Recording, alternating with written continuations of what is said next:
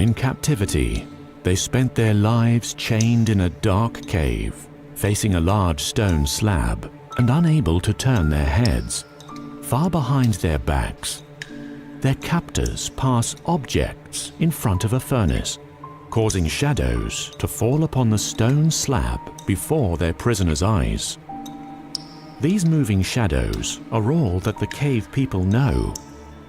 In their imaginations, the shadows have names, lives, and stories of their own, and are independent creations that move as they desire. This, in brief, is the allegory of the cave, composed by Plato in the 4th century BCE, to demonstrate that humans cannot rely on their senses to determine the nature of reality. Only by philosophical thought alone, argued Plato, can true reality become known. A solitary jar sits on a shelf in a lab. The jar contains a human brain in solution, attached to wires that trail to nearby computers. Electrical signals simulate real-life experiences, so that the brain continues to experience the life it knew when it was inside a human body. It sees, hears, and senses its person eating, sleeping, chatting, and going on summer vacation. It can even imagine. The only thing impossible for it to accept is the possibility that it might be a disembodied brain in a jar. Luckily, this is only a theoretical experiment of American philosopher Gilbert Harman, although one cannot be certain that he is not such a brain, because he would never know the difference. What is reality? How real is it? And why does it matter? After all, this is the world we live in, and this is the life we live. So what difference does it make if it's real or not?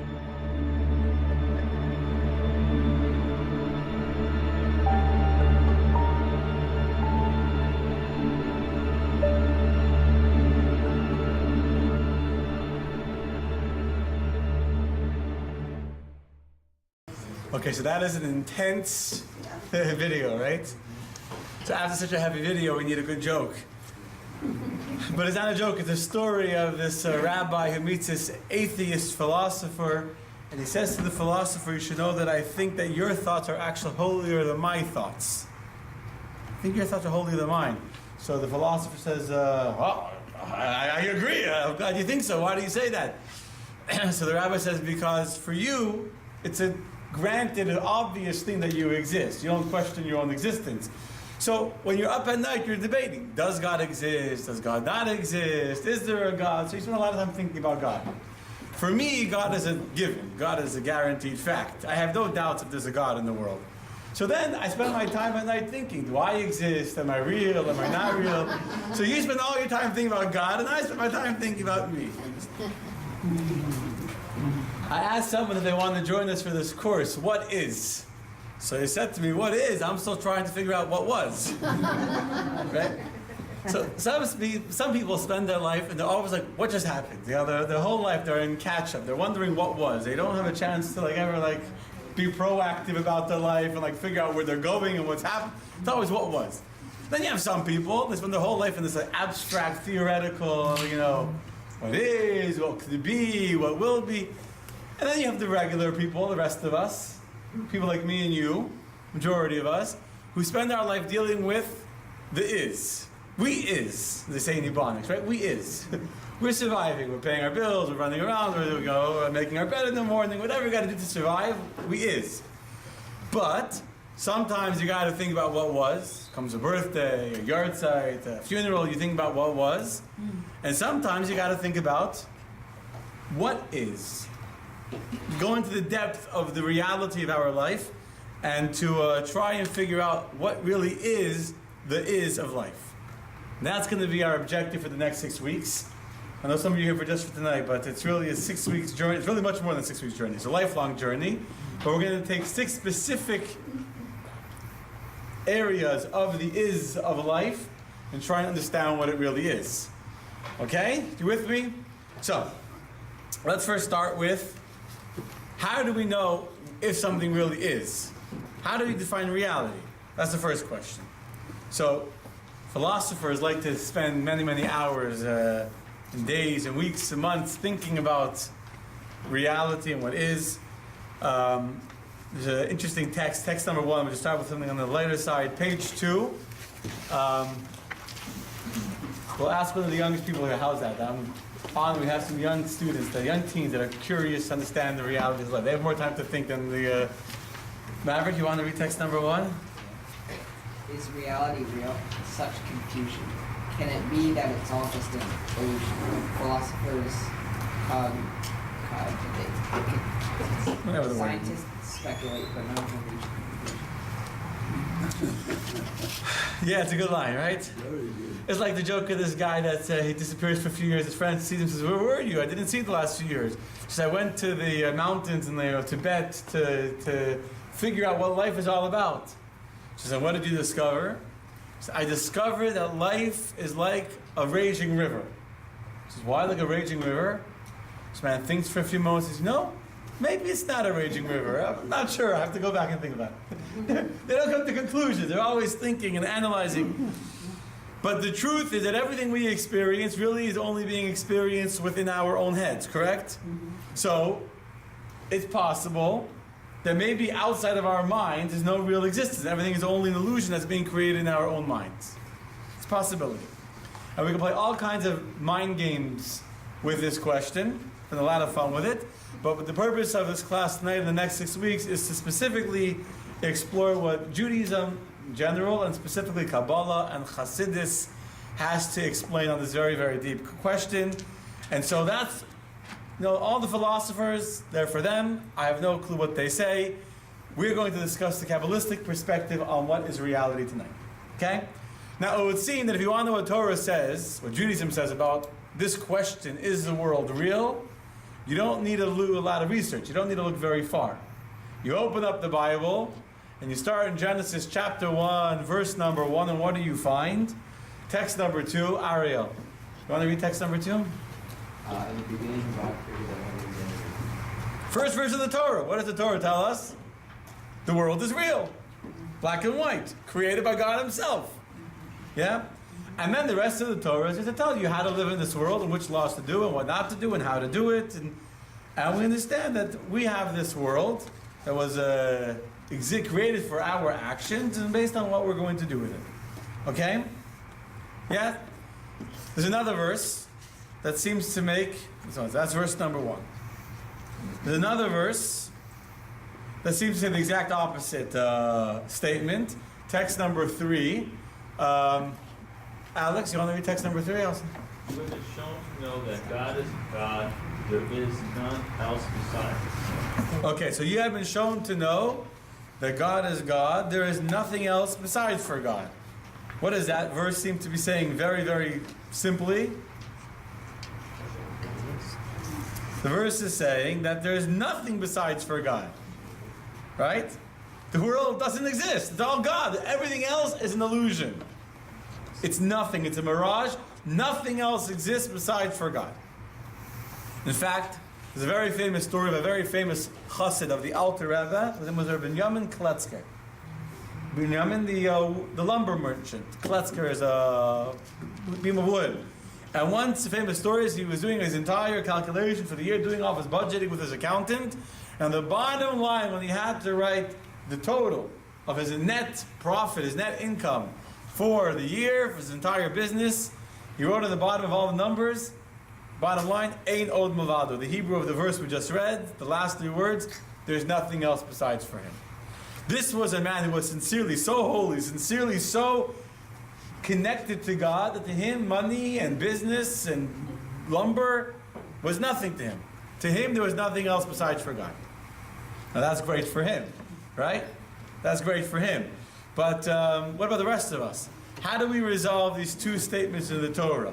Is the world real? Or perhaps is there some kind of an illusion? Okay? Yes? Yes. Good question? So, before we go any further in Yeah, everyone's with me? Okay. Before we can go any further in trying to understand this, we need to ask another even more simple question. What do we mean when we say that something is real? How do you define real? What's the definition of a tangible? Touching, tangible. If you can see it, if you can touch it. Something you can sense. Feel. So you're saying as long as you can smell it, it must be real. Or as long as you can sense it, it must be real. As long as you can touch it, it must be real. Quantify it, measure it. Some things you can't see because you're so infinitesimal. Okay, so you're saying the definition of real is something that can be quantified. And if you can't quantify it, then it's not real. One of the definitions. Then that, Something you feel. something you feel emotionally. Yeah, you can feel it. Touching feel or emotional feel? Emotional. So as long as you feel it, it must be real. For you it is. For you, but that's so when we're discussing real here, we mean objectively real. We don't mean subjectively real. Emotions are the ultimate of subjective, right? It's not an illusion. Oh, okay. So let's talk about. We're going to get to optical illusions in a second, but to say that reality is what you can see, many people see things that they're pretty convinced are real, but they're not real, right? What? Exist. It exists. Okay. Let's see what the dictionary says. Figure 1, page 4. What does the dictionary say? What's the definition of real? Have it on the board. The state of things, you have it in your book. The state of things is they actually exist, as opposed to an idealistic or notional idea of them, or an existence that is absolute, self-sufficient, or objective. Meaning, what is reality?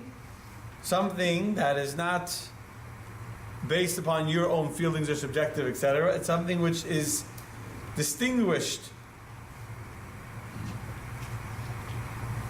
Something you can distinguish opinion from fact, right? If it's, many was close, you can quantify it. If you can measure it objectively with a ruler and say it's a foot long, that's a fact. That's reality. It doesn't make a difference how you feel about it, or how you view it, or how you see it. When you're just going by how you see something, very often our eyes play tricks on us. For example, you look at this picture on the screen, which is also in your books, on page 5. Which box is darker, A or B? A. You say A. A. You see the two boxes? Everyone has the boxes in front of them? Yeah. You don't see A? That's what it's too dark now. So everyone says A is darker than B? Yeah. Okay, Carol, if you turn the page, look at the screen. A and B, turn your page a second, are actually the same. And in fact, if you put a cover of paper over this here, let's see if you do this, and you get rid of the side of it, and now you look at this, A and B are the exact same color. What happened? What happened? It's a trick. Why is it a trick? The shadows and the color of the. Let me go back. Our brain, our eyes are fooled. Why? Because our brain interprets a pattern, and so our brain says it sits in this pattern. These are the darker colors. These are the lighter colors. So our brain assumes that this shade, this box is going to be the lighter color, even though there's something that's making a shadow here. So because our brain decided that this box is going to be a lighter color, our brain fools our eyes into seeing something that's not really real. I say our eyes full of brain, really. No.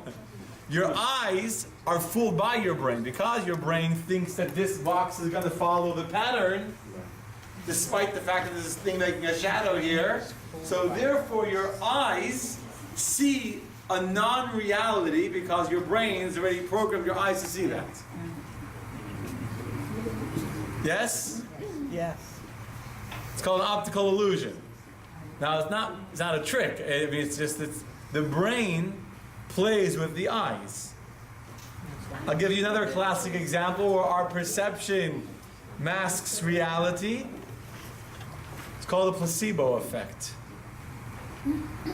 A placebo, it could be a pill, it could be an injection, it could be whatever it is. And what is it really? It's a sugar candy or a colored water injection. Make believe. But it's been clinically proven in studies that placebo medicine has a real effect. It's a scientific fact that the placebo effect is real. People that were sick had sugar water and became better. Which means that this fake medicine had such a strong impact on the person that it changed where they felt. Okay? So here you have another example where our perception is masking the true reality. But you have the same thing with eyewitnesses, going back to the optical illusion. You know, today they realize that eyewitnesses in court are very unreliable. We have law enforcement here, right? Because eyewitnesses, you're running and you're scared and, you know, it's traumatic and you have a split second. People are convinced, they'll swear that this is the guy that they saw or this is what happened, and then you see the video or the other, and they're clearly wrong. So what we see does not define reality. Or yeah, I'll put it this way. Reality and perception each have their own set of rules.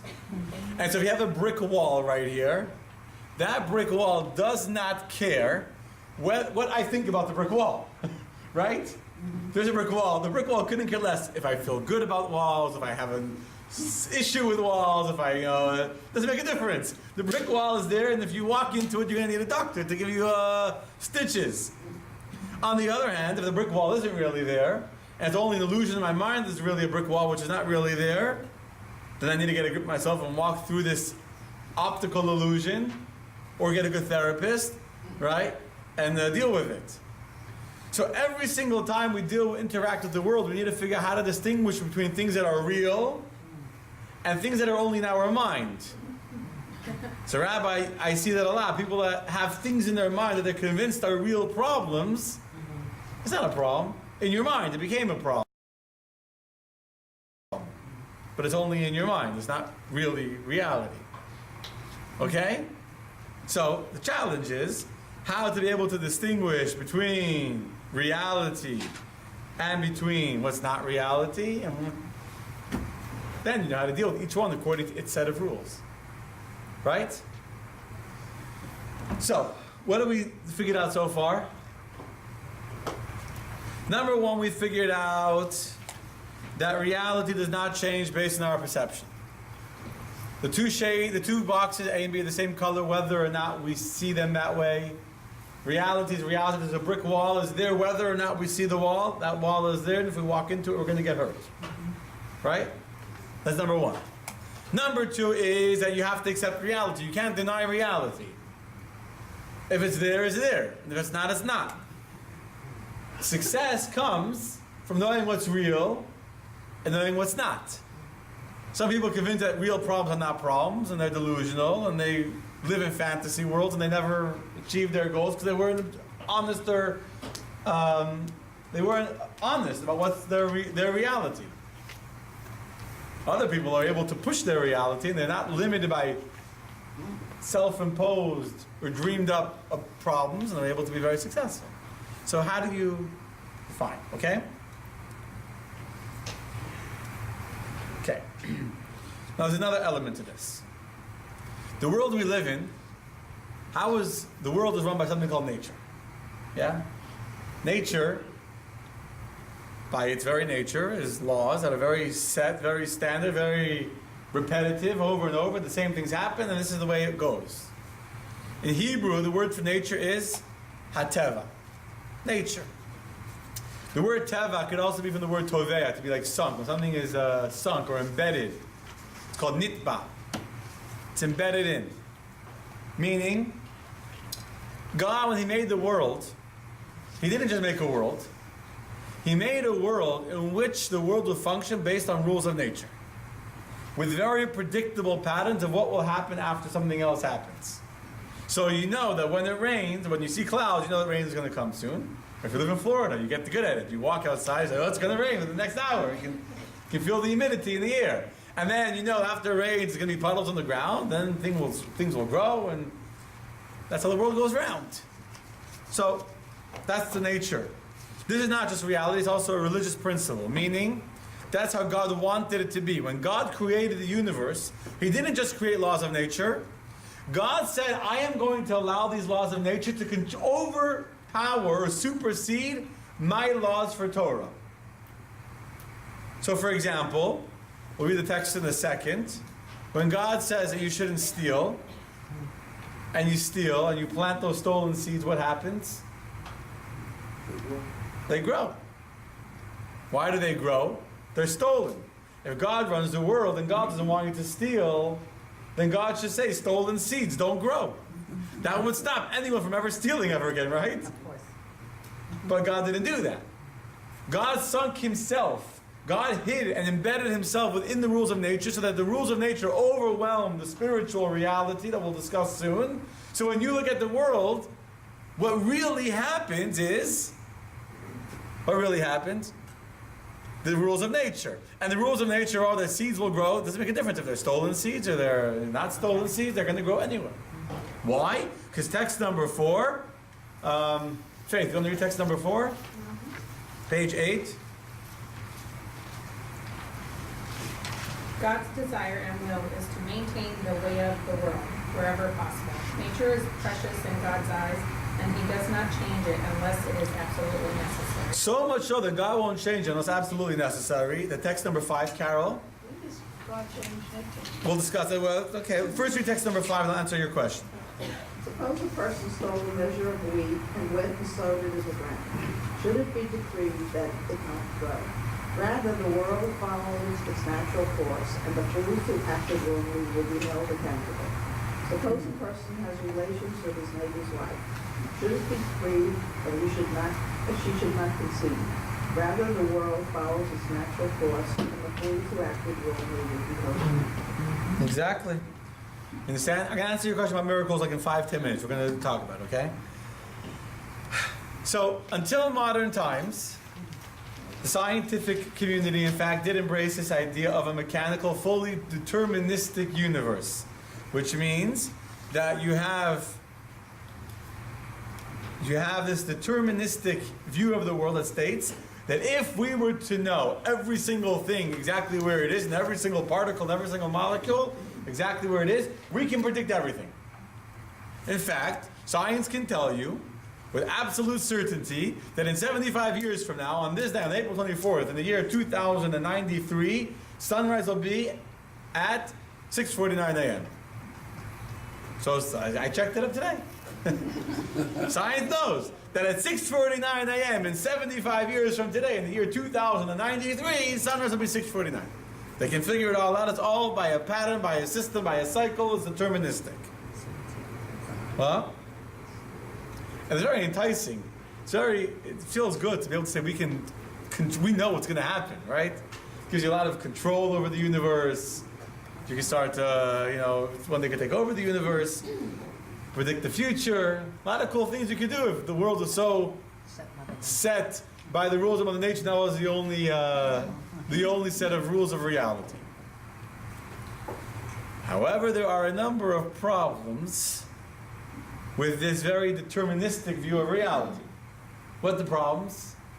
Anyone? What's the problem with saying that the world is set on a fixed cycle and it can't change? Mother Nature. What about Mother Nature? She's a mother. She has moods. Mood swings. She'll come in with a couple of hurricanes Yeah. and that'll change. It does change. It does change and it evolves. It's unpredictable. It changes and evolves. It evolves around the sun. Excellent. Thank you. First of all, it's not accurate to say on a basic physical scientific level to say that the world is deterministic. Why not? Because science itself has discovered that a certain amount of uncertainty has been built into the very fabric of the universe. Scientists will never figure out they can tell you how the hurricane is going or they can monitor the speeds. They don't know which way the hurricane is going. If you live in Florida, you know that they don't know which way the hurricane is going. They still keep their jobs. You never know why, because they'll never know. It's not like they messed up that they don't know. The hurricane, by its very nature, is unpredictable. It's just massive wind all over the place, right? There are scientific theories called Heisenberg's uncertainty principle that prove that it's impossible to know both the exact location and exact speed of a particle. Can't know. It's impossible to be able to know both. Of course, there's the famous chaos theory, right? Well, the hurricanes are the best example, keeping it simple. Hurricanes are simple. There's no way. By nature, they're unpredictable. That's one problem with saying that the world is set on a very deterministic, unchangeable pattern for the rest of time. What's the second problem? More of a philosophical, moral problem than it is a scientific problem. Then you can't ever change anything. Exactly. What difference does it make? If the worldly reality that we're discussing is set, it's deterministic, it can't change, it's a set of laws that we're using, this is reality, why are we even here? What's the point of us existing? We have no free choice. We have no ability to make a change in the world. The world is stuck and that's it, and that's it'll be forever. Right? Done. We close the book, go home, and that's it. There's no point to life anymore. And we know that there's more to life than just being in a determined, never unchangeable reality. If we felt that way, we wouldn't be here in the class. Right? So, described very well by King David. King David says that if a person puts their trust into unconscious, unchanging idols, this person that trusts in the idols becomes like one of them. Meaning he himself becomes fixed and unchanging as if he's made of stone. Okay? Text number 6. Alex, you want to text number 6? Josh? Their idols are silver and gold, their handiwork of men. They have a mouth, but they do not speak. They have eyes, but they do not see. They have ears, but they do not hear. They have a nose, but they do not smell. They have hands, but they do not feel. They have feet, but they do not walk. They do not communicate with their throat. Like them shall be those who make them, all who trust in Israel, whoever trusts in God. He is their help and protector. Beautiful. The key line in the text from Psalms that you just read is, like them shall be those who make them. Meaning, not just that the idols are soulless, deterministic, unmoving pieces of stone that can never change, but if you put your trust into a piece of stone, into a statue, you have become like them, that you've now become like the ultimate, this blind, mute, soulless idol that was described, and you have no ability to make a change in the world. But Jews are not like that. We believe in the fact that our lives make a difference. Okay? There's a very, very famous challenge called the 9-dot challenge. Okay, so there's 2 problems here. Number 1 is uncertainty is part of the fabric of the universe. And number 2 is if we accept this worldly reality, then we've given up any free choice, any purpose in living. Okay? So far, y'all with me? Easy. So we haven't gotten anywhere hard yet. Okay, good. So far, so good. Half hour and you're still with me. There's a challenge. Who thinks they can connect every one of these 9 dots on the page with only 4 strokes of your hand without lifting the pen off the paper? 4 continuous straight lines that connect all 9 dots without lifting the pen off the paper. It's on your books. If you go to page 12, by the way, we have a book also. There's a book too. 4 straight lines that connects every dot without lifting your pen off the paper. What? I remember doing it. Well, you don't remember the answer. You know the answer, Jacob? 5 lines. Do I hear 4? No one for 4. Can you write over your line? What? Can you write over your line? No, can you go over? No. 4 is continuous straight line. Even if you write over, I don't think you can do it.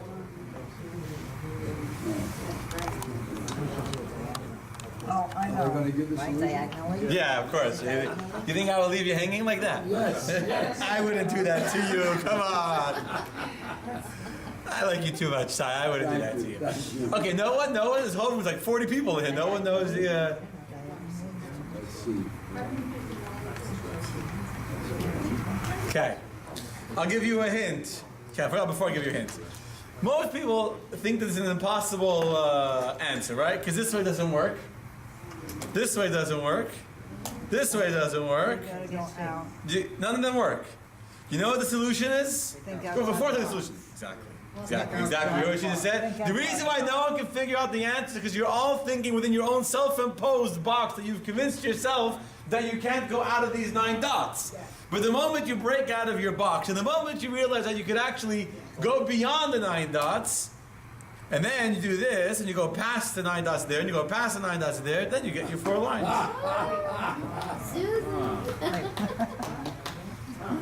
You see? Yeah. Got it? Got it. What's the problem? As long as we're working within our own perceived limitations, then no solution is possible. Marsha's still trying to figure it out. As long as we're working within our own perceived limitations, no solution is possible. But the moment that we transcend those limitations, the moment we get past that, then we realize that it's very easy. It's not complicated anymore. Same thing is with Torah and Hasidus, with Kabbalah. When we look at the world, we say the world. The biggest problem is not the world. The biggest problem is our perception of the world, and that our default assumption leads us to create these limits and these boundaries that we can't transcend the world. You understand? The goal of the lesson we're going to have tonight, the next few weeks, is to remove our imagined limitations, especially the limitations in our spirit and our purpose of living. And when we are able to go out of the box of the world, and we're able to go out of the rules of nature that normally rule the world and find a deeper, higher sense of reality, we then can find freedom to do things that we previously thought were impossible. Okay? You get the 9th one. Maybe we'll get the middle one. Look, 1 line, 2 lines, 3 lines, 4 lines. What's not gotten? You got Oh, it. wait, hold on. So starting here Oh my gosh. is Just go past the line, then you'll go past the box. It's easy. I need a new box. I'll give you after. I'll give you a new box after. That's the problem. You need a new box. You don't need a box. Take it out of the box. That's the whole problem. You gotta get out of the box. I need a new page. Go to page 234. Okay. Anyway, the point is faith. Don't get too caught up on the box. The point is to recognize that people look at the world and the limitations and the rules of nature, and they begin to think that this is reality, and I can't go out of this reality. But it's a self-imposed reality. It's in our own perception. It's God hiding himself in these rules, and we think we can't go past them. The moment we can find a truer, higher, deeper reality, the moment that we can find true fulfillment and true purpose in our lives. Okay? That was all the introduction to the next class. Now, let's get back to our question. So is the world real? Or is the world not real? So this is what we're going to talk about tonight, and for the next 5 lessons, to discover how the Torah wants us to look at the world and the constraints that come with the world. And what we're going to do tonight is to go through 4 different perceptions of reality. And like a ladder, we're going to start on the bottom, and we're going to go see this reality. And then when we see this reality, we're going to see the limitations of this reality. So we're going to go to a higher reality. And then as we delve deeper into this higher reality, we're going to see the limitations of that reality and go to even a higher reality. And then when we see the limitations of that, we'll go to even a higher reality. Okay? So the first reality we're going to discuss is a worldly reality, a creation reality, a perspective, if you will, a godly perspective, and then the unified reality or unified perspective. Okay?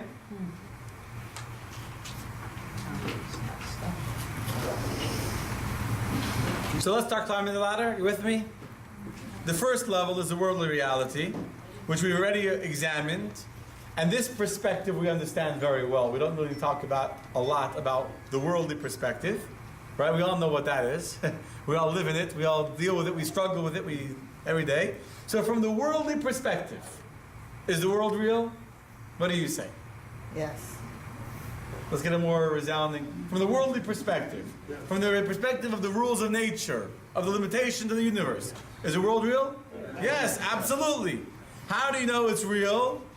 Because of the boundaries of its existence. Because the world is limited by time, which we'll discuss next week in depth. Because the world is limited in space. Because the world has limitations to it. Therefore, we can independently verify the world's existence outside of my own emotional, subjective perception. I can quantify it, as Mindy said before. I can measure it. I can view it from a satellite. And so therefore, because the world is measurable and it's limited and it has definitions, I objectively know that there must be a world. But, as we already said before, that this worldly reality has its limitations. What are the limitations of this worldly reality? Two limitations we already discussed. Number one. Time. No, the limitations of the limits of seeing the world only from the perspective of a limited, finite reality of a world is that number one, of a deterministic, preordained, I should use that word, sorry, of a deterministic, preordained, naturally run universe. What's the problem with that? Nature. Well, that you can't. Nature itself is not always predictable and always limited. Some of nature itself doesn't follow nature. And secondly, we have no impact on the world. We can't make a change in the world. We have no ability to do good or bad in the world. So, although there's truth to a very limited perspective called a worldly reality, where nature runs the world, and I know the world exists because it's a limited world, and it has limitations that define it, and therefore allow me to quantify it objectively, that's a very small-minded, limited perspective on existence. We want to go now to the next perspective on existence. Okay? With me? What's that higher perspective called? More? Creation reality. What's a creation reality or a creation perspective? Remember the text we read before? Text number 2. Bereshis bara Elokim, in the beginning God created the heavens and the earth. Now, obviously this idea is very familiar to us. God created the world. In fact, it's so familiar to us that sometimes we forget how revolutionary and how amazing that statement is. What's so amazing? To understand that the world has a creator, and more importantly, that the world has a beginning. Not just that it began from another beginning. Not just that there was, as in Greek, Greek forms, there was a deity that existed before, or there's a particle that became a Big Bang. The word bara, in the beginning, God created, means that things exist only because God chose to make them. This is how God chose to make the world. If God wanted, God could have chosen to make the world differently. If God wanted, He could have chosen not to make a world at all. Meaning, when we say that in the beginning God created, it's a very, very, very profound statement that we're so used to hearing, we don't appreciate how amazing it is. God created the world. The world only exists because God decided that He's going to make this. And as I said to you, the key word over here is the word bara. The word bara, created, actually has a unique connotation to it. To create something means to make something from nothing. Let's read text number 7. This is a very important text. Susan, you want to read text number 7? God created all creations out of absolute nothingness. The only word that we have in Hebrew to describe the creation of something from nothing is bara. In Kabbalah and in Torah, these are key words. In Hebrew called yesh ma'ayin. Yesh means something, Ma'ayin, from nothing. Something from nothing. They tell a story of a scientist that meets God. And the scientist tells God, you maybe did a good job at the beginning, but we don't need you anymore. What do you mean you don't need? God says, what do you mean you don't need me? So we figured out how to clone people all by ourselves. In our own laboratory, we can make our own human being. Your job is now officially being retired and you're done. So God says, let me see. He says, come to the laboratory, I'll show you. Comes to the laboratory, pulls out a test tube. He says, oh, that test tube is mine. I made that test tube. You can't use my test tube to kick me out of a job. Then he goes to pull out some of this liquid and some chemicals. And God says, hold on. Those chemicals are my chemicals. Who do you think made all those bubbly little things that you have? I made them. They're my chemicals. And this whole building you're in, I made the building. So the scientist says, so what should I use? How should I make a man if you take away my chemicals, you take away my test tubes? God says, use what I used. Start with nothing. Meaning, yesh ma'ayin, something from nothing, means not that you're making a birthday cake. A birthday cake is yesh mi-yesh. You have something. You have flour and chocolate and sugar and oil and eggs, right? And then you take all the different ingredients, you put them in a big blender, or whatever else my wife does with them. You know what I'm saying? I don't know. I stay away from the kitchen. What? I don't touch anything that has to be made so whatever you do in the kitchen, you mix it all together. My wife does a good job, I trust her. Comes out good. No complaints. Right? Right. She mixes it all together. From all those ingredients that are all over the entire kitchen comes a nice little cake. So that's something from something. No one has ever created something from nothing. You can change the form, you can change the way it looks, you can combine many things into one thing. But creation is yesh ma'ayin. Something that was created out of nothing. Or, in very, very simple English, reality is, what is a creation reality? To understand that reality is not what is, it's what was made. Meaning that there was someone that made it.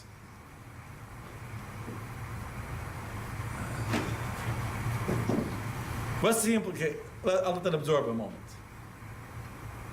Creation perspective means reality is real because God made it. It exists because of God. There's a very powerful implication to that statement, by the way. This God that created the world, he has no limits, right? Limits are only created by God's will. Which means that when God wants, he can break his own rules, he can break his own world, he can break his own limits. That's what we would call a miracle. What's a miracle?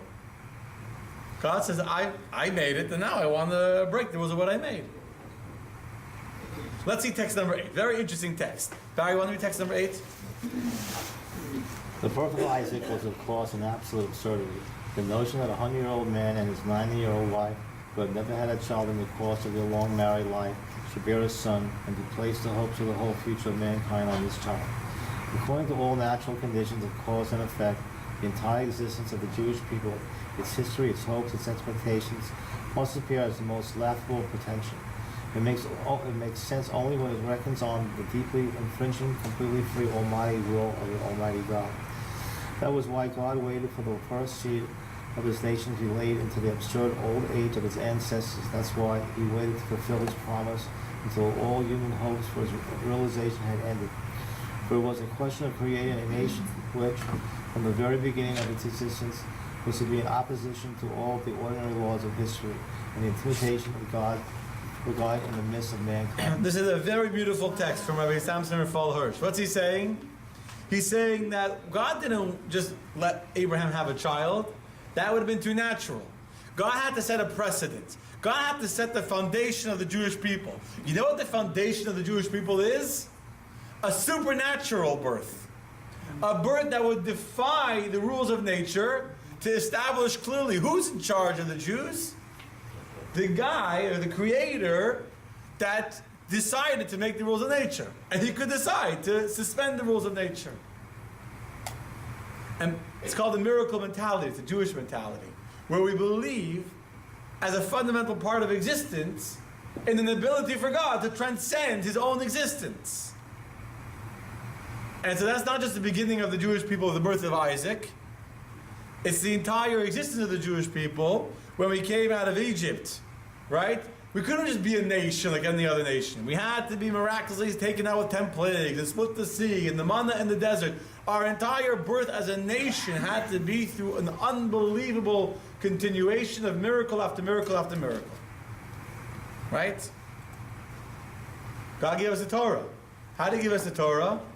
It wasn't found in some archaeological dig somewhere, some Jews were digging and they found it.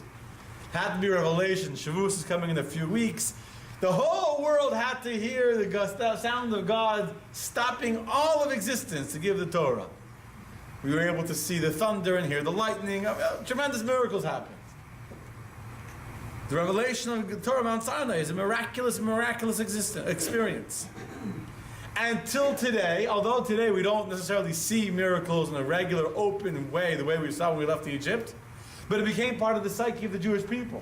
It became part of our thought process to recognize that we always have the ability to pray to God and ask for a miracle. So if something is happening that we're not happy with, we don't say, well, that's the way it is. The world is predetermined.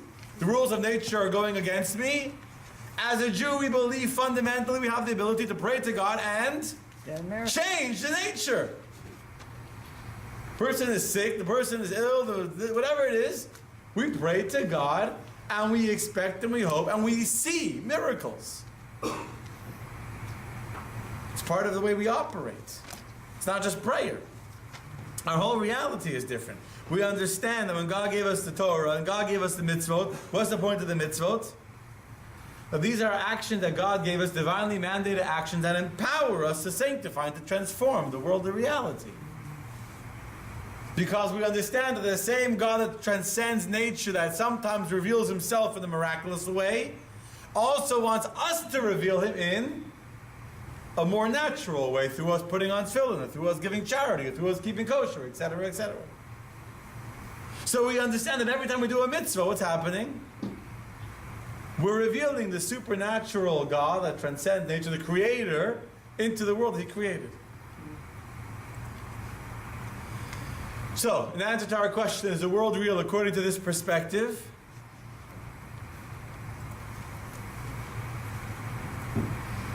According to this creation perspective, this creation reality, is the world real? Isn't it a godly reality? Yes, but yes, it's real. Why is it real? Because God created it. The first perspective just says the world is real. How do I know? Because I see that the world functions on the rules of nature. It's predetermined. A higher, more sophisticated, more spiritual perspective on existence is to recognize that the world is real. But why is it real? Because there's a God that decided to make it real. Yesh ma'ayin, something from nothing. So he created a world. It's a yesh, it's a world now. It's a real existence. Because he wants it to be. And when God needs to do a miracle and to break the rules of nature for a few moments to let the Jews escape from the Egyptians, or to stop the sun so Joshua could win the battle against the Givonim, no problem. Stop the sun, I'll do a miracle. But otherwise, the world is real, and sometimes God, overrides his real world. Okay? It's a higher second perspective on reality. So far makes sense? Okay? Yep. Now we come to our third perspective.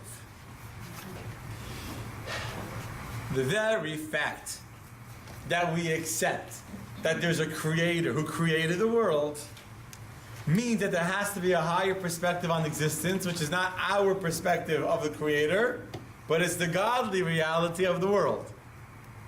Yes? So what is reality like from the perspective of this higher existence?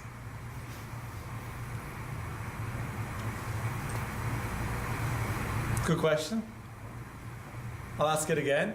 What is reality like from the perspective of this higher existence looking down at the world he created? It's his reality. Which is what?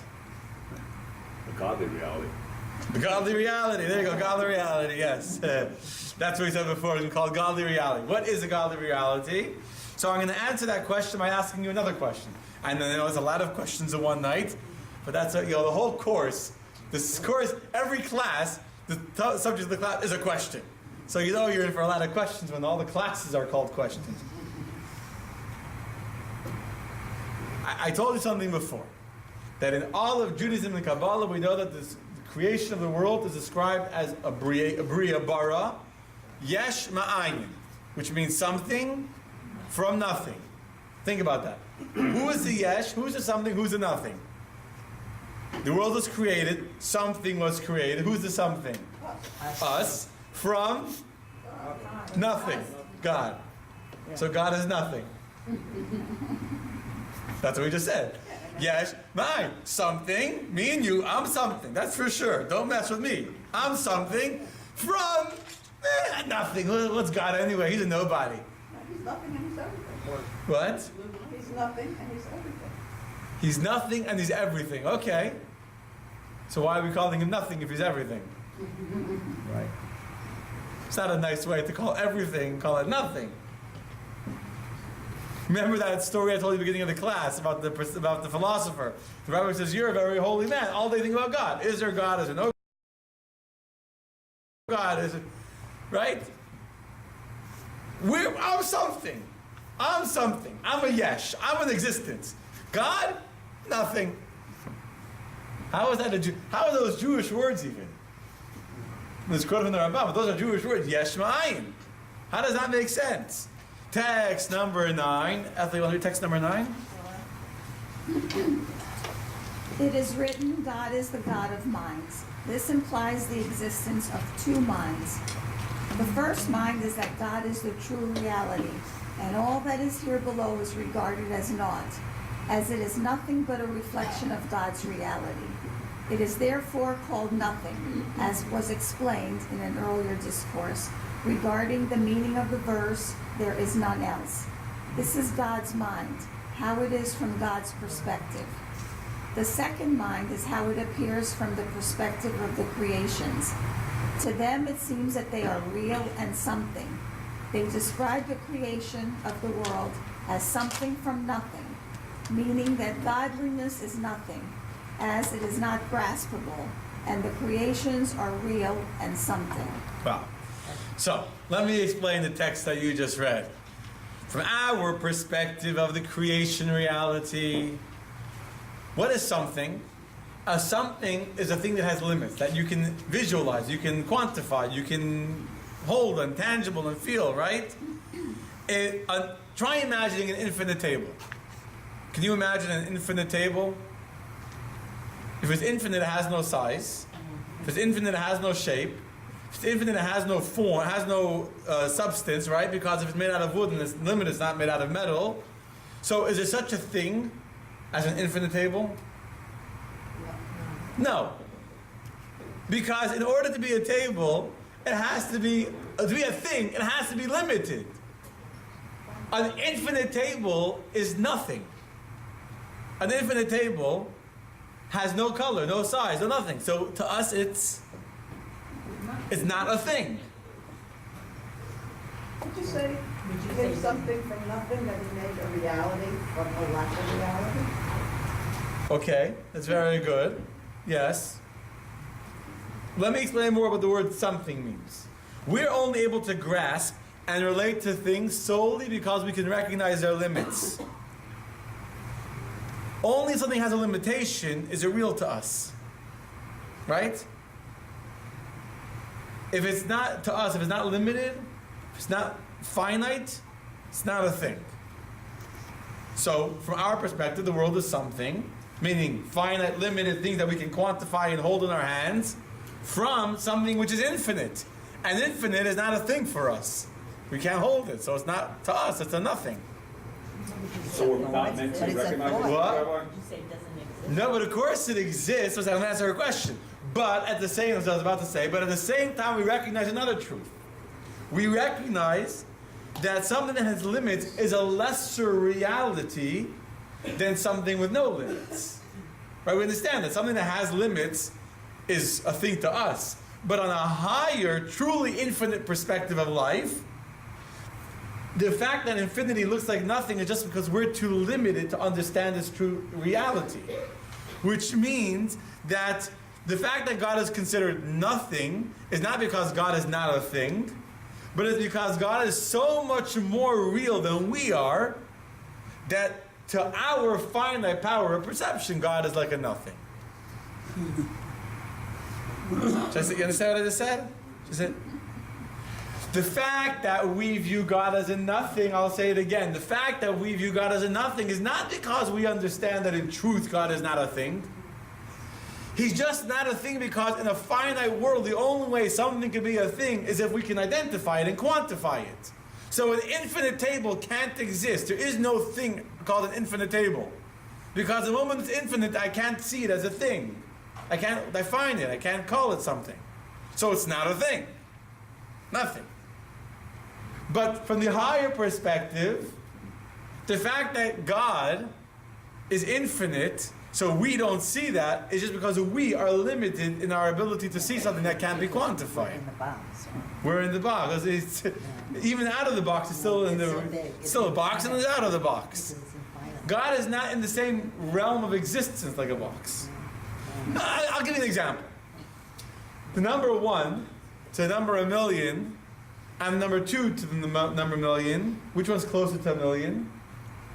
2. Now, they're both very, very far from 1,000,000. But it's in the same realm of existence.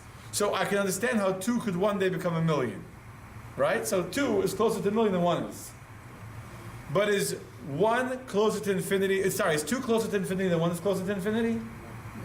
In fact, 2 and 1,000,000 are equally distant from infinity. Because infinity is not a thing, it's not a number. Infinity is not a number. So no number could ever be closer to infinity. Same thing, we are finite. So to us, finite existences, only finite things are things. The moment it's infinite, it's not a thing in our reality anymore. But to the higher, truer, greater reality of God's reality, what's real existence? Infinity. And to God, to infinity, is a finite being something? I'll ask you again. To an infinite creature, to an infinite thing, is a finite thing a thing? Yes. God created. It's a nothing. You see, to a finite existence, the same way to us, to be a thing means it has to have definition, it has to be something I can touch and quantify. To an infinite existence, what is definition of existence? Infinity. If you can quantify it, then it's literally nothing in comparison to infinity. Rabbi, we accept the existence of the universe, even though we know it's infinite. The universe is not infinite. How do we know that? We can quantify, what do you mean? Okay, let's not, the universe. The universe is unquantifiable. The universe is quantifiable. That's true. You say the universe is quantifiable or not quantifiable? So the truth is, when you say universe, I thought world. No, not the world, the universe. So there's a limit to it? Right. No, she's saying, As far as we know. as far as we know. So outer space, maybe it could be described as infinite, perhaps. Of course, I mean, before Copernicus, whatever, we thought But Carol, is outer space a thing that we can define? We just know that it's not. We just know that it's not gravity. It's not part of our atmosphere. Can you define to me? Can you tell me what outer space is? You have no idea what it is. You just know that it's not gravity of our atmosphere. Because it's not a thing. We have an English word for it called outer space. It's beyond us. But outer space is not something that we can actually define. We see it. You We don't see the stars. But you don't see where it ends. You don't know No, we where don't it see where it ends. ends. Or if it does end. Right, we don't know that. But we They accept keep that. finding further stars. We accept there's something beyond us that we can't quantify. But let's say the world is very much quantifiable and has a certain amount of miles, etc. So the world, which I thought you were saying, is very much a limited thing. And we exist in the world. We don't exist in the universe per se. We are in a world. So in the world is finite. The world is run by nature. The world is made up by things that can be quantified. And God is not quantifiable. So I'm wondering if, because we obviously cannot live in the reality of God, because it's infinite and we can't really perceive it, is that what Tzimtzum is all about? Is the contraction so that He allows us to operate within the finite? Yes, we can talk about that soon, yes. Absolutely. Can you compare the air in your house to the air of outer space? Is the air of your house a thing in comparison to the air of outer space? There's no air in outer space. I'm saying we don't even know what's in outer space. You're right. Again, because we don't know what outer space is. We just know it's not our air. You only know what outer space is not. You don't really know what it is. Right?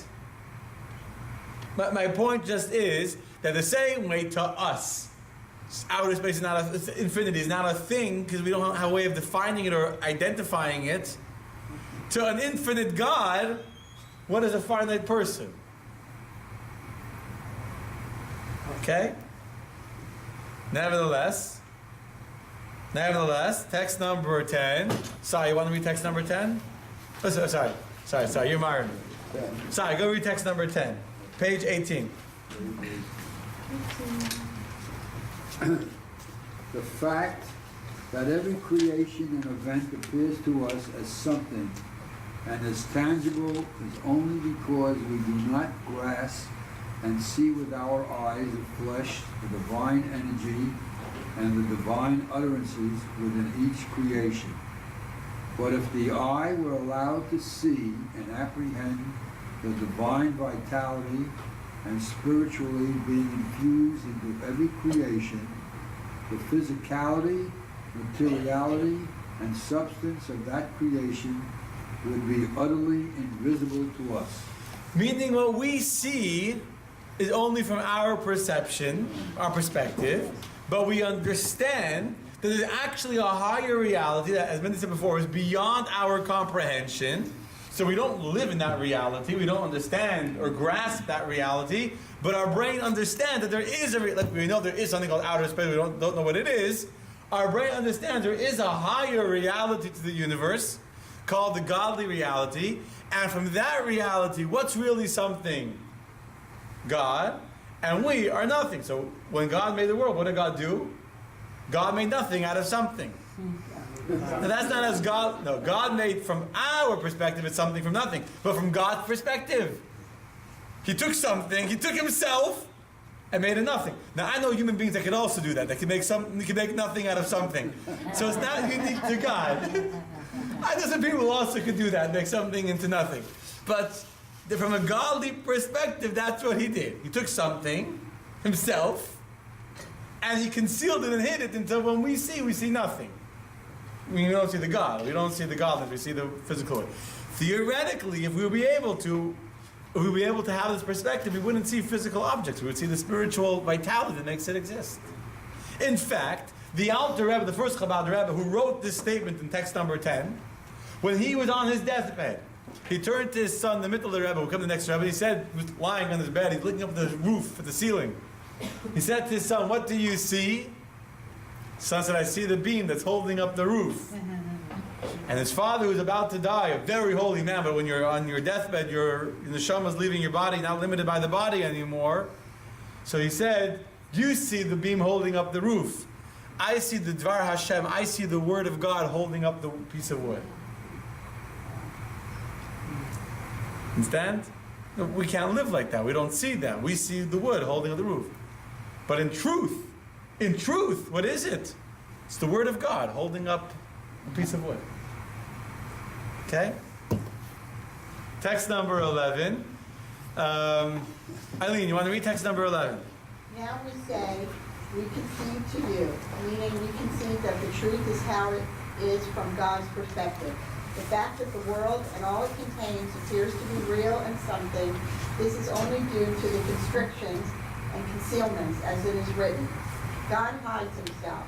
It is by means of this constriction that a created thing appears to be something, and these constrictions generate the second mind. Yet the constrictions are only from our perspective. From God's perspective, the constrictions are not real at all. Hence, the truth is as it is from God's perspective, which is the higher mind. Thus we say we can see. Okay, so if you remember, thank you, text number 9, we started by quoting a verse that said, God is the God of mind, right? Kel Deo Tashem. God is the God of Deo, the God of minds. So what does that mean, he's a God of minds? There's two kinds of perspectives, two minds. One, there we go, two perspectives. One is the godly perspective, God's perspective, that what's creation.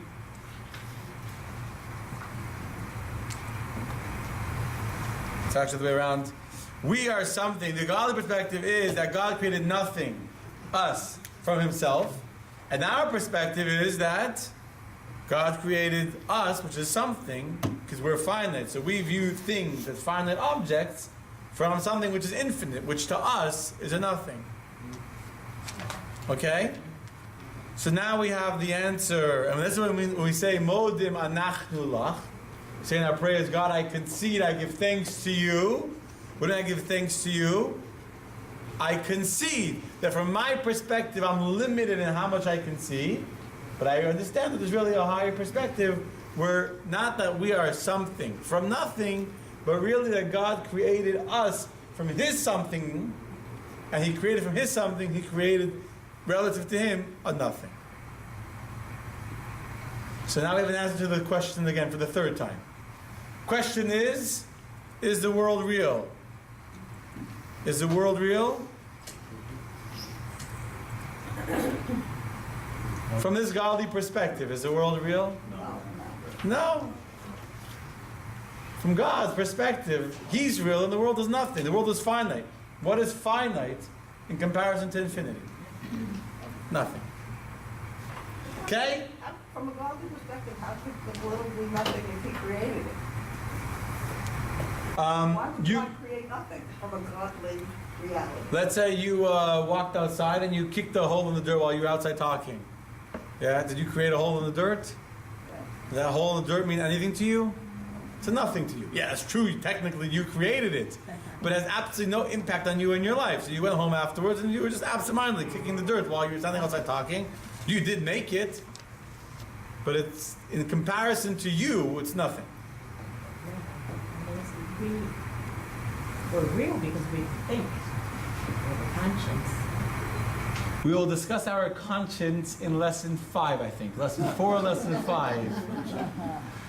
Right now, we're just establishing the parameters of a universe. We haven't discussed evil. We haven't discussed the time, which is the second parameter of the universe, which will be next week. We haven't discussed our consciousness. We haven't discussed our choices or challenges that we face in our... why God makes things not look the way they are. We're going to get to all of them, but you're going to have to come back. But when you kick a hole in the ground, Yeah? it's for a minute, and that's it. You have nothing else to do with it. And God created the world. It's thousands of years that he's still with us. That's a good question. I don't get distracted. I'll give you a very simple, a very deep answer, but very simply, and you'll understand, we'll discuss it later, that Kabbalah explains that when God created the world, every single second, the world's being recreated again for that 1 second. God did not create a world that was created for 6,000 years. God created a world that could last for 1 second, and a second later, God creates the world again. That's what it explains in Kabbalah, and we're going to talk about it more in next week's class. Okay? The whole idea of time and how you define time. So that's next week, God's will. So it seems that we were holding now at this point in the class that we have this great divide between a creation reality and between a godly reality. And it seems to be an absolute qualitative divide. There's finite and infinity, and they're not going to be bridged very quickly. Unbridgeable gap. Now, this duality between the infinite and the finite, between the godly perspective and our perspective, is the duality of much of our life. Most of our lives have this front and back end component. This like the real dimension and then the front and the way it looks on the outside. For example, you have this many things. I mean, figure 1/6 on page 21 gives you a whole bunch of examples of computers, right? You have a computer, and you have the front end of the computer. It looks pretty good. It does does PowerPoints and stuff, right? And then you have the back end of the computer, where the computer geeks go and they play around. They can make all these cool things, and software developers and apps. And to the most of us, the front end user, we have no idea what's going on in the back end. I know if I click this button, that will happen. I know that there's a whole 1,000 letters of code to make this click do that. I don't know. I don't care. It doesn't make a difference, right? You go medicine. You go to the doctor tells you take some, I don't know, whatever medicine you take some Coumadin, you know what I'm saying? Whatever it is. Do I understand exactly what the chemical involvement is and what it does and why that impacts my blood and why this and that? I don't know why it does what it does. And do I care? My wife does. But I'm saying, some people, they want to read up and they want to understand, but the vast majority of us Americans, doctor said to take it. Right down our throat, right? Just pop the pill.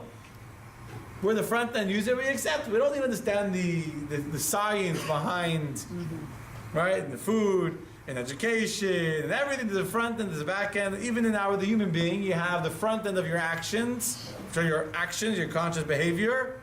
And very often there's the back end, which is the subconscious emotions that are compelling your behavior. That's another discussion for another time, not for tonight. The point is, you look at a little warning on the bottom of the washing machine, and it says, "Warning: no user serviceable parts inside. You are only allowed to use this machine as you are told to do it. You can open it up, put your wet socks inside, and turn it on, and it will dry your clothing. But if you want to fix it, call someone who knows what they're doing, because you're just going to break it." Right? Then they come when they take it apart and they start playing with gadgets and wires and blowers and whatever they do inside the back end. Right?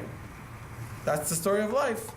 So it seems, based on what we learned so far, that God created a front-end universe for us mortal users to use, called the world. And once in a while, when the machine breaks down and something goes wrong, we go to synagogue, call God. God, help, I need help, right? We call. He never answers your calls. Whatever. I need your number, whatever. Joke at the local call in the synagogue, whatever. It's not for right now. I'm running very low on time. But the point is, we call God, I need a miracle, and God sends in the IT technician. He does some code in the back, all fixed, right? He comes, your oven's not working. The guy comes in for 5 seconds. He puts in a little cable, and it's all working again. Charge you $250 for the 10 minutes he was there, and it's perfect. So that's the story of life. There's an infinite God, there's a finite world. We're the front-end user. God is the back-end. He's controlling what's happening. Every now and then, he has the power to override his laws of nature that he created. And that's the story of life. So, in other words, we're aware of a godly reality. And we concede, as we said before, God, we concede it's beyond our comprehension. We are finite, you are infinite, and that's the end of the story. But we're going to go higher on the ladder. Who thinks they can go higher than what we've learned so far? You ready to go further, Barry? Who feels like they're just warming up for the best to come? Yeah, question? It's silly, but see on the bottom of the page, on the bottom they have like the baby crawling. Okay. And then it's getting up. I know it's silly. Ah, it's just so something I cute. noticed. I didn't even that's see the that. meaning. It's not in my teacher book. In the Ah. student book, you have little babies crawling, and then they get older, as it gets and then they have them with a cane in the end. Yeah. Oh, do you get a cane? No. Yeah, let me go down. Isn't that cute? So cute. How cute. Okay, good analysis. Yeah, I Okay. got it. Okay, my friends, we are ready for the final part of the class. Let's do it. Let's do it. Which is to understand the highest level called the unified reality, the unified perspective. But first you need to understand that the creation reality is not false. Creation reality is not false, which means when we say that God created, when we say that the world is finite and sees the world as finite, that's true. Now I know that's true because God made it that way. So if God made the ability for us to perceive ourselves as something and to perceive God as nothing, that's only possible because God created this reality and this perception. Which means that the second reality we discuss, this creation reality, is not a wrong reality. Now we're going to explain to you how the second and third reality really are two parts of one whole. Text number 12. Listen from the back. David, you want to read? Text number 12. God is beyond the sensory, self-contained and constrictions that generate the creation reality. And God is also the source of the constrictions. So in the end, the result of God includes both minds. Hence, the verse states, God is God of minds. Okay, so going back to that verse, Kel Deos Hashem, the God is the God of minds. We're saying now in this mimer of the Tzemach Tzedek, which we're going to quote 3 parts from there, is that really these two perspectives, the creation reality and the godly reality, are not two different opposing, contradictory beliefs. They go together. God is of both minds, which means that both of these exist as one. How? How does that make any sense? Or I should point that way rather. How does that make any sense? How could God be a God of both minds? That God should be both the finite perspective of the creation reality and to be the infinite perspective of the godly reality at the same time? So I'm going to explain this to you by way of analogy. Which is that we have to understand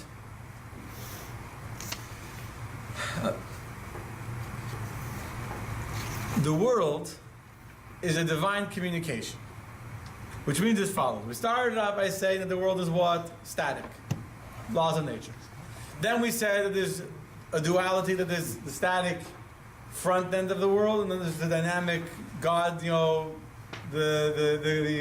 program in the back end.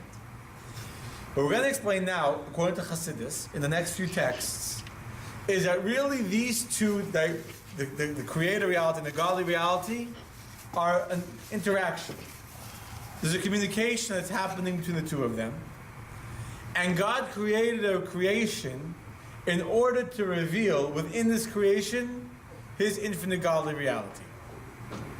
And we're going to explain it by way of a parable. I'll explain to you outside, don't read the text inside. What is a parable? Let's say you want to explain something complicated to your child, right? Give me an example of something complicated you want to explain to your child. What? Theory of relativity. Theory of relativity. So you have to explain how you can explain theory of relativity to your child. It's a little complicated. So you need to find an example, a parable, and when your child understands the parable, then they'll understand the analogy of the theory of relativity. So you explain to your child that just like it's, it's hard for you to pick up this box, but it's easy for me to pick up the box, or for Daddy to pick up the box, right? So it's relative. Is the box heavy? And the child can understand, well, the box is heavy for me, but the box is not heavy for my father. Then, once the child able to understand this concept in his mind, and it's a parable, but it's something he can relate to. He knows the box, he's picked up the box, he's held the box, he knows his box is heavy, he's seen his father pick up the box and the box is not heavy, so now the child's brain can grasp this idea that the same box could be heavy for me and not be heavy for him. And then he can begin to take that idea, this analogy, and now take it, this parable, and to be able to go deeper to get to the abstract theory that's there, the analogy of the parable. Yes? That's what we're going to, let's read it inside and I'll explain it again, okay? Let's read that inside now. Text number 13. Myron, you want to read text number 13? This will be understood by way of example of the case of a great sage who needs to transmit an idea to a minor student whose intellect is many levels lower than that of the teacher. If the teacher were to reveal the depth and breadth of the idea as he has it, the student's faculties would be confused and he would not be able to receive anything at all. So the teacher needs to contract and conceal the full depth and breadth of his wisdom in this idea, and to dress it and conceal it within a parable. The parable is something that is completely foreign to the idea, so it covers it and conceals it like a garment covers that which is within it. But it is by the means of the parable that the student will grasp the idea and understand it, because the parable corresponds to the idea. Okay? I'll give you another example. You all remember all the biblical stories you heard growing up as a kid. And they're beautiful stories. And as a child, you can grasp those stories and understand them, and you can relate to the lessons that those stories convey, and it's all beautiful. And as you grow older, and as you mature, and as you come to the Torah and Zip class on Monday night, right, you begin to go deeper and deeper into the depth of the story, and you discover new layers of meaning. Were those layers of meaning not there when you heard the story the first time? They were there, but you didn't understand it. You didn't have the depth to understand it. And the same story, you can find more and more and more depth to it. No matter how many times you learned it, I keep on studying the same stories, and I keep on finding more and more lessons and more inspiration from the same story. That's a parable. To Lahabdul, a different comparison, say Dr. Seuss. You also, for example, the Sneetches, right? There are parables that are in the kid language, but there's actually a lot of messages there. Some of the best books are parables. Animal Farm, just an example comes to head. If you read The Animal Farm, yeah, whatever. The point is, it's a story. The whole story is an analogy. It's a parable, I should say. The whole story is a parable. And you can read the parable and you can relate to it. Why? Because it's something I can understand. So when the child is learning, and the child understands that for me, this box is heavy, and for my father, this bag or this box is not heavy, the child can relate to that. Why? Because it's things that the child's brain understands. They're concepts that the child sees and grasps. They're boxes you can hold and touch. And the child can get that. And he'll think he understands the theory of relativity, understands that the box is heavy. And then as he gets older, becomes more sophisticated, he can find more depth, and then even more depth in the same theory, relativity. So does the parable contain all the depth of the theory of relativity? Well, I should ask that. I jumped ahead. Let me take that question back. I'll ask that again soon. The point is first that there's an advantage in using a parable because it enables a student or a child who doesn't have the native language that you want to use, the scientific language or the medical language. So you got to give it very, very simple English, right? That allows them to grasp something that they can relate to, and then they can go further with that. It also helps you communicate across ideological lines. But like The Animal Farm, sometimes people don't want to listen to you. Or if you're a really good parent, say your kid doesn't want to listen, right? So how do you get around they don't do the homework or whatever it is. They don't understand. Tell them a story. And the story has a message.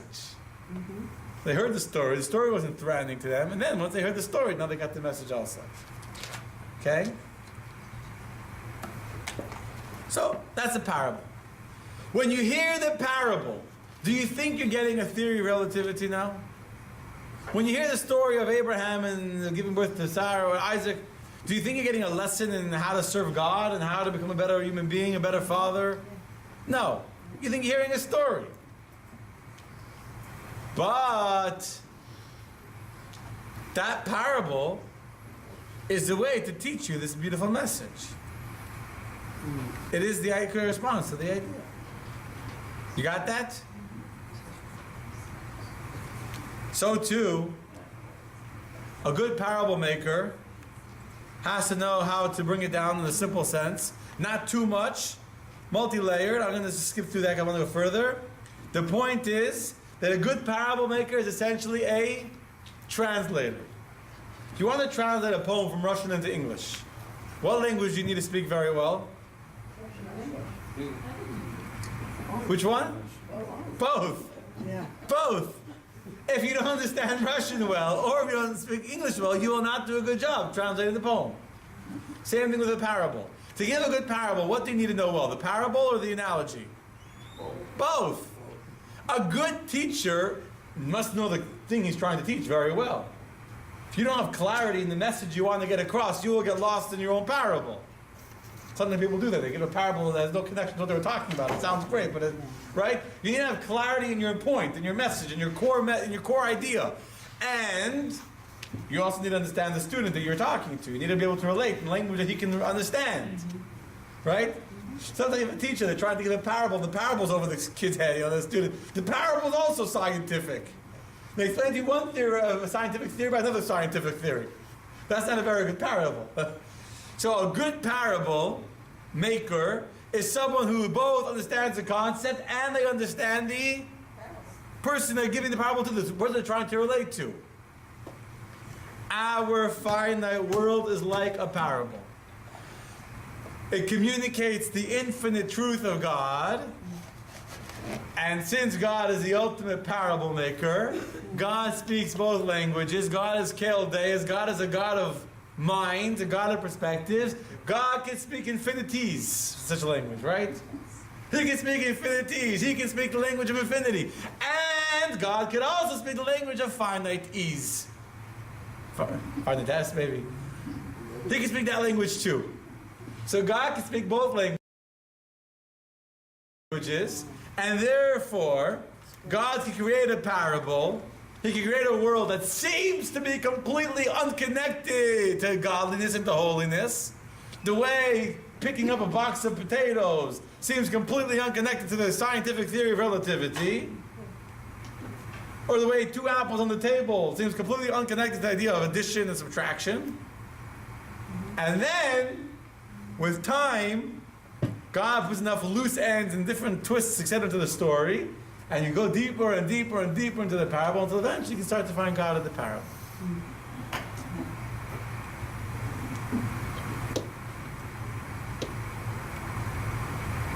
Yes? So, with this parable in mind, of a parable, given by the rabbis, given by the Hasidic rabbis, you can appreciate three truths about our world. Number one, text number 14. Neil, you want to read text number 14? Now, this entire constriction and concealment is only for the student, not for the teacher.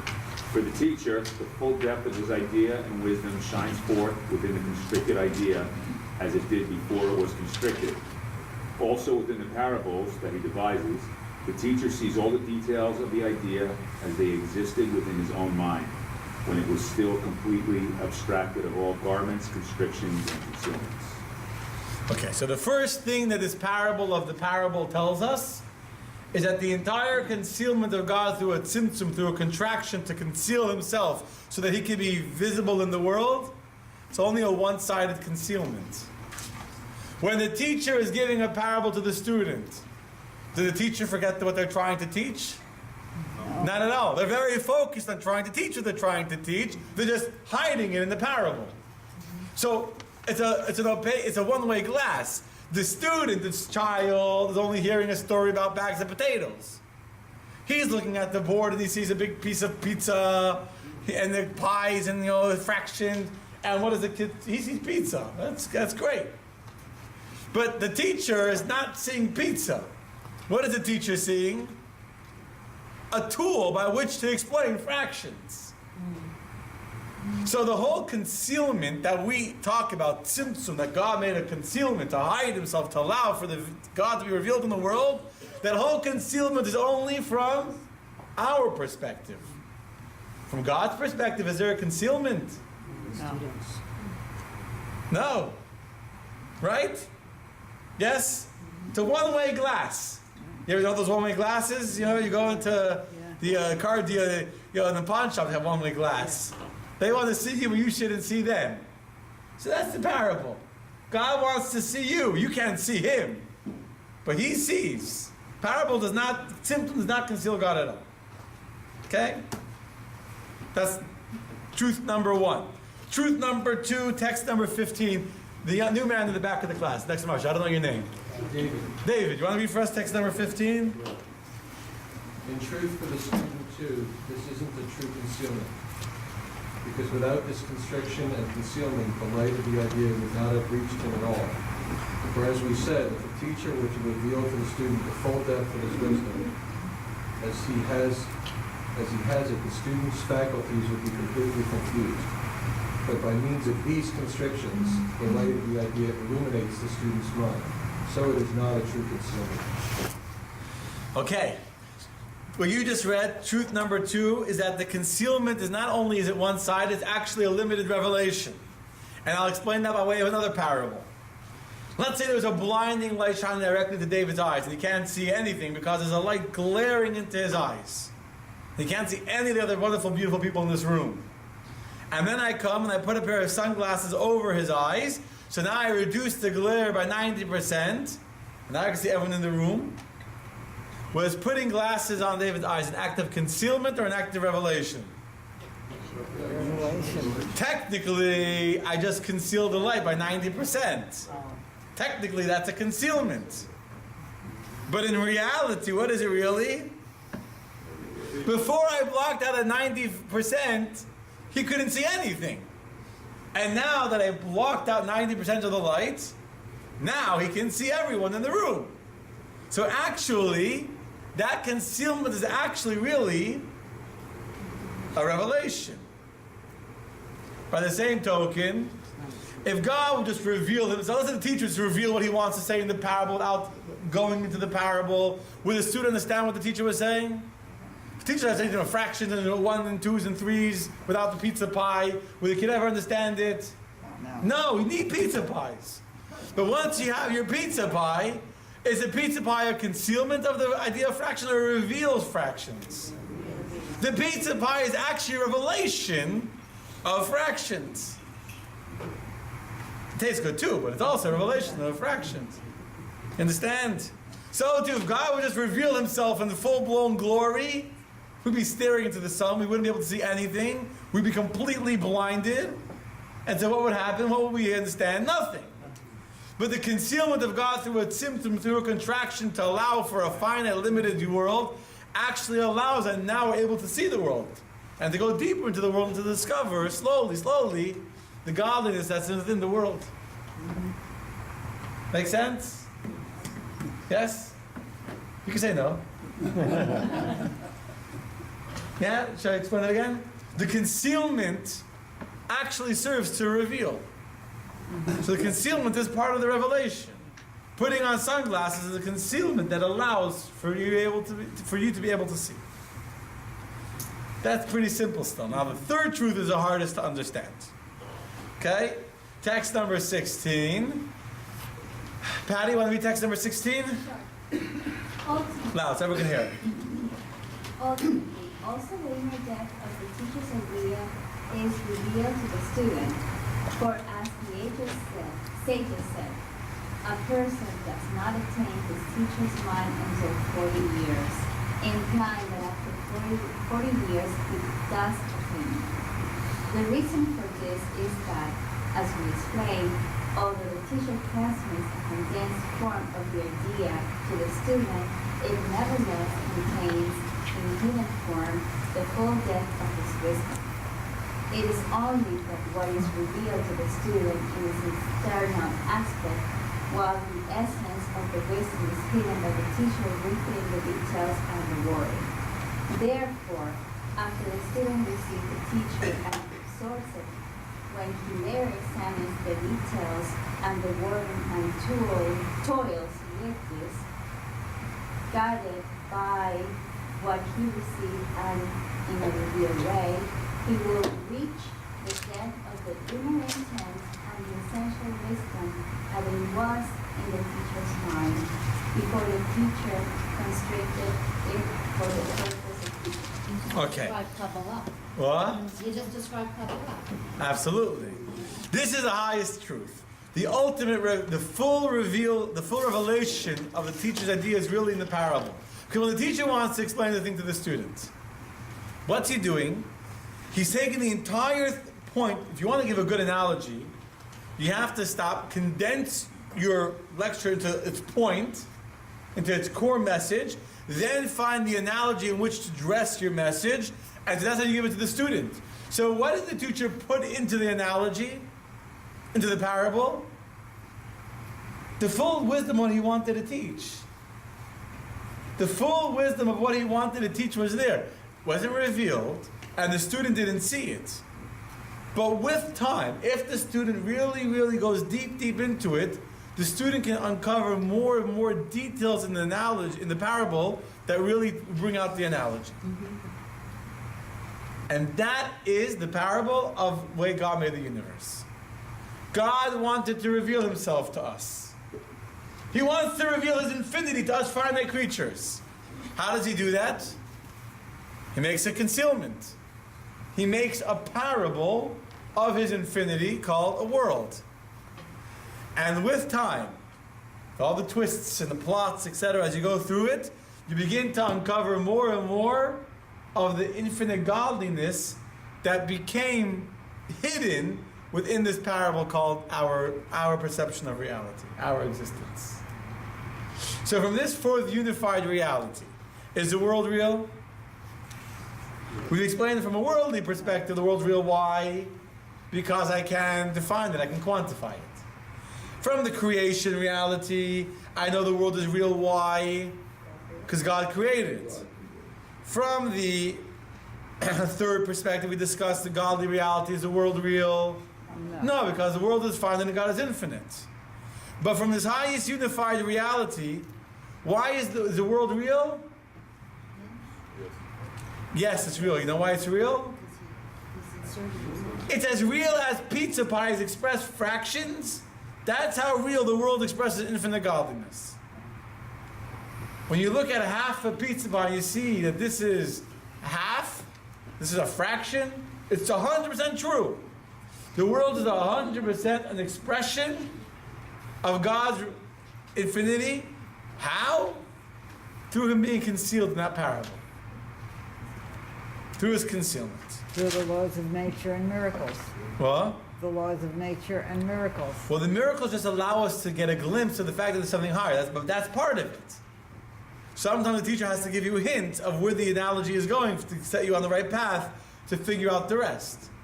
But in a good parable, you figure it out on your own. But they'll guide you and give you steps. 1 second. I'll have the question and then we're going to end and I'll take more questions afterwards. All of this is just the beginning, though. That is just the beginning. Because all we established tonight is that the world is a parable through which God can reveal himself. But we haven't explained anything else. If the whole purpose of the world is for God to reveal himself through the world, which is what we just explained, so why does God make so many challenges? Why does God make it so difficult for us to find him in the world? A good teacher gives you a parable and helps you discover the point of the parable. And in this world, you're trying to figure out the parable, and you're trying to learn and go to synagogue, go to class, and then bam, this comes up, and this challenge comes, and this you're tired without it, and your kid is sick, and you're trying to figure it out, and God puts in things to stop you from figuring it out. How does that make sense? Then he throws in evil. If the whole point of the parable is to discover God, how does evil fit into a parable like that? Right? How do we even, we're struggling, we're challenged for time. We're going to talk about this next week, the challenge for time, and we want to serve God, and all of our time is being pulled in opposite directions. If the purpose of the parable is to reveal God, so why is it so hard why does God make it hard to find him in the parable? So now you have to come back on for the next few weeks. That's the third week. That's the third week, the fourth week, the fifth week. But this is just, there's no practice. I want you to understand, just to summarize before we close, and then I'll take questions. Just to summarize what we explained so far, is that you can look at the world from a very simplistic reality, which is, the world is defined, the world is quantifiable, that's reality. If it can't be quantified, it's not real. You can go deeper and understand that there's a miracle reality, that there's a fact that there's a God who is Bara Ha'olam, who created the world, Yesh Ma'ayin, something from nothing. We're something, God is nothing. Why? Because we're finding he's infinite, so infinite to us is nothing. You can go deeper and understand that in truth, God is the something and we're the nothing. And then you can go even deeper and understand that it's all a parable for us to understand God. The something and nothing and this level, it's all the same. It's a concealment, but a concealment is not a real concealment. It only looks like a concealment to us. To God, it's never a concealment. And even that concealment is only for the point of revelation. That's the answer. Is the world real? Is what's reality? Now, how do we discover the God in the parable? That's still a lot of work to do. God willing, but we're going to get there, etc. Laila Tov till next week. Good night. Thank you. Lesson 1. Is the world real? 1. The question, is the world real, has 4 different answers because there are 4 different perspectives on reality. The worldly reality, the creation reality, the godly reality, and the unified reality. 2. From the perspective of the world reality, the world is real because its limitations are real and immutable. This leads to the conclusion that success in life depends on learning effective strategies within the dictates of nature and society. 3. From the perspective of the creation reality, the world and the laws that govern it are real not because they possess any inherent reality of their own, but only because God created them, and they exist solely to serve God's purpose in creation. 4. The divine act of creation is commonly described as something from nothing, because the world is definitive and tangible, or something, and God is infinite and intangible, nothing, to our finite minds anyway. But from the perspective of the godly reality, the opposite is true. The world is nothing from something, as its finite and conditional existence is nothing in comparison to the infinite and absolute divine reality. 5. The unified reality reveals that the creation reality and the godly reality are two sides of the same truth, in the same way that a parable is only a finite and digestible incarnation of the abstract concept it communicates. The world, therefore, is real because it communicates the reality of God. 6. The moral and spiritual challenges that the world presents to us are plot twists in the parable woven into it to empower us to discover the truth of God in the workings of creation. Next week, is time the engine that drives the whole of existence? Or is it just a product of our subjective experience? If the future is impenetrable, the past is irretrievable, and the present moment too fleeting to meaningfully inhabit, what part of our lives can we call our own?